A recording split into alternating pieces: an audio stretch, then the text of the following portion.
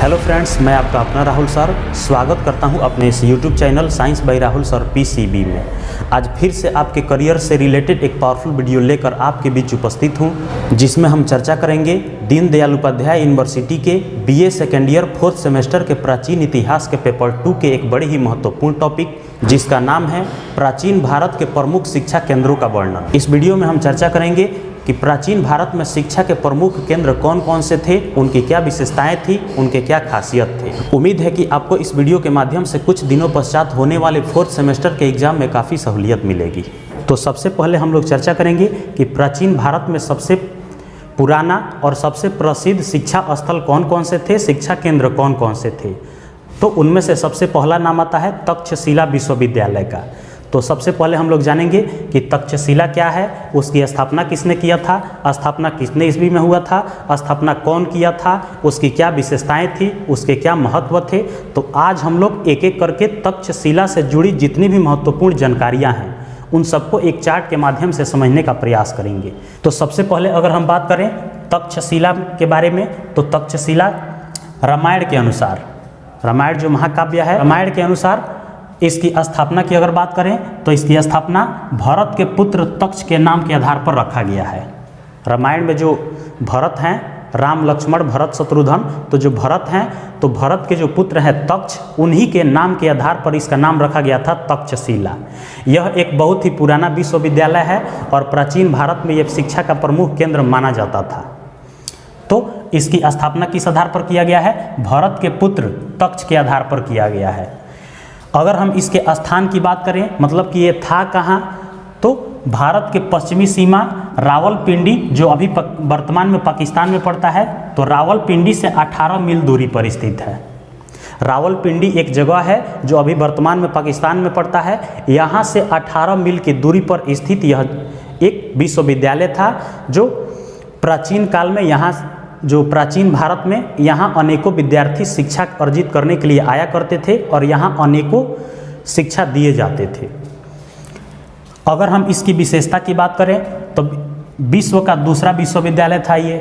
अब आप सोचेंगे कि ये विश्व का दूसरा विश्वविद्यालय था तो पहला कौन था, तो पहला विश्वविद्यालय कौन था, नालंदा विश्वविद्यालय, जिसको आज हम नालंदा ओपन यूनिवर्सिटी के नाम से जानते हैं, जो पटना से कुछ दूरी पर स्थित है। तो उसके बारे में भी हम लोग जानेंगे। तो पहले नंबर पे किसका स्थान आता था, नालंदा विश्वविद्यालय का, लेकिन तक्षशिला का स्थान कितना नंबर पे है, 2 नंबर पे। तो ये विश्व का दूसरा सबसे बड़ा विश्वविद्यालय था प्राचीन काल का। किसके शासनकाल में ये बनवाया गया था, तो उस समय राजा कौन थे, कुषाण के एक राजा थे जिनका नाम था कनिष्क। तो कनिष्क के शासन काल में यह बनवाया गया था। इसका महत्व की अगर हम बात करें तो इसका महत्व क्या था कि यहाँ आध्यात्मिक और भौतिक ज्ञान का केंद्र माना जाता था। यहाँ आध्यात्मिक शिक्षा भी दिया जाता था और भौतिक ज्ञान भी दिया जाता था। तो आध्यात्मिक और भौतिक ज्ञान के लिए यह प्रसिद्ध था, भौतिक और आध्यात्मिक ज्ञान के लिए यह फेमस था। कौन, तक्षशिला विश्वविद्यालय।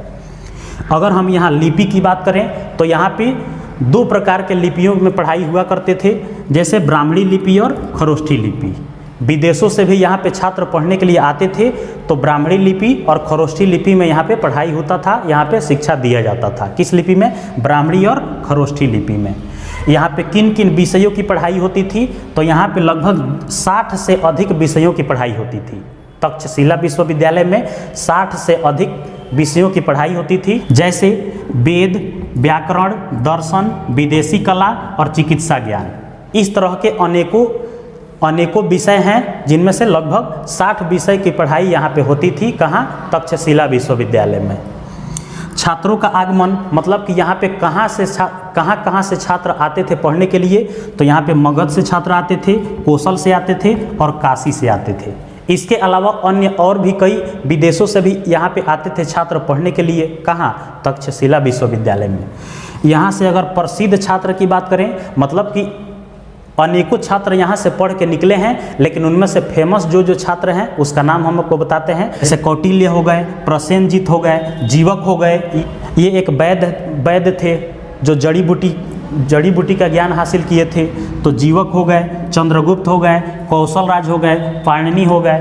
तो इस तरह से ये सभी छात्र अपना ज्ञान कहाँ हासिल किए थे, तक्षशिला विश्वविद्यालय में। इनके अलावा और भी अनेकों छात्र ज्ञान अर्जित किए थे, लेकिन ये सब क्या हैं, ये फेमस छात्र हैं। मतलब कि एक तरह से कहा जाए तो तक्षशिला विश्वविद्यालय के ये सब प्रोडक्ट थे, मतलब कि वहाँ से पढ़ के निकले थे और दुनिया में चर्चित हुए थे, दुनिया में फेमस हुए थे। कौन कौन? कौटिल्य हो गए, प्रसेनजीत हो गए, जीवक, चंद्रगुप्त, कौशल राज और पाणिनि।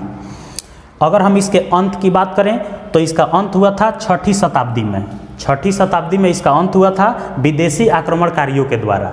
विदेशी आक्रमणकारी इस पे अटैक किए थे, आक्रमण किए थे, जिसके वजह से यह पूरी तरह से क्षतिग्रस्त हो गया और धीरे धीरे इसका अंत हो गया। तो ये आपके तक्षशिला विश्वविद्यालय से जुड़ी कुछ महत्वपूर्ण जानकारियाँ थी। उम्मीद है कि आपको सब कुछ बढ़िया से समझ में आया होगा और इस वीडियो के माध्यम से कुछ दिनों पश्चात होने वाले 4th सेमेस्टर के एग्जाम में काफ़ी सहूलियत मिलेगी। आपके मन में अगर कोई डाउट है, कोई प्रश्न है, कोई कन्फ्यूजन है तो कमेंट सेक्शन में पूछ सकते हैं। आप इस तरह से और कौन से टॉपिक से रिलेटेड वीडियो देखना चाहते हैं कमेंट में बताना ना भूलें। लौटेंगे बहुत ही जल्द किसी नए टॉपिक के साथ, तब तक के लिए जय हिंद।